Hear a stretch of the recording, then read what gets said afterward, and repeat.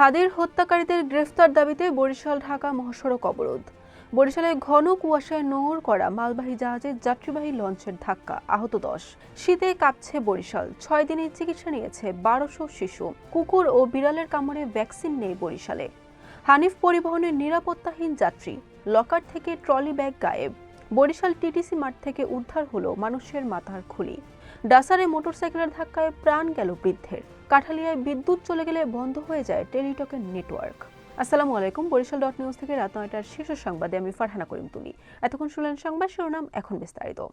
ইনকিলাব মঞ্চের মুখপাত্র শহীদ শরীফ ওসমান হাদির হত্যাকারীদের দ্রুত গ্রেফতার সহ বিচার দাবিতে বরিশাল ঢাকা মহাসড়ক অবরোধ করেছে ছাত্র জনতা। রোববার বিকেল 3টায় মহানগরী নতুল্লাবাদ কেন্দ্রীয় বাসস্ট্যান্ড সংলগ্ন গোল চত্বরে অবস্থান নিয়ে অবরোধ করে তারা।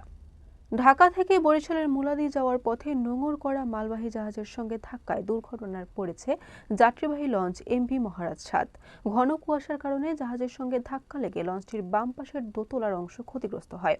এতে জিহাদ হোসেন নামের এক শিশুসহ কমপক্ষে 10 যাত্রী আহত হয়েছেন। এই শীতের প্রভাব সবচেয়ে ভয়াবহ পড়েছে হাসপাতালে। বরিশালে ঠান্ডাজনিত রোগে আক্রান্ত রোগীর সংখ্যা প্রতিদিনই বাড়ছে। এর মধ্যে সবচেয়ে বেশি ভর্তির চাপ পড়েছে শেরেবাংলা মেডিকেল কলেজ হাসপাতালের শিশু ওয়ার্ডে। বিভিন্ন রোগে প্রতিদিন 50 থেকে 60 জন শিশু ভর্তি হচ্ছে শেরেবাংলা মেডিকেল কলেজ হাসপাতালের শিশু ওয়ার্ডে।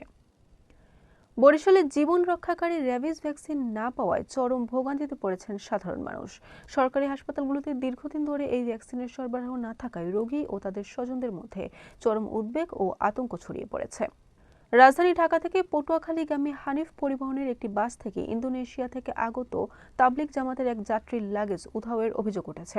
রোববার ভোর 5টার সময় দুমকির পায়রা সেতু টোল প্লাজার সংলগ্ন বাসস্ট্যান্ডে এ ঘটনা ঘটে।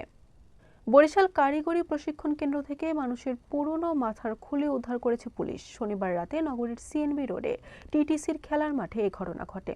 পরে পুলিশ এসে খুলিটি উদ্ধার করে।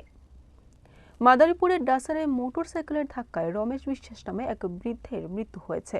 আজ রবিবার বেলা 11টার দিকে বরিশাল মেডিকেলে চিকিৎসাধীন অবস্থায় বৃদ্ধের মৃত্যু হয়।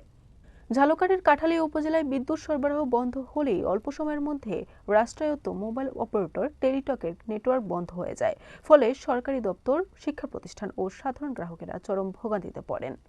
বরিশাল.নিউজ।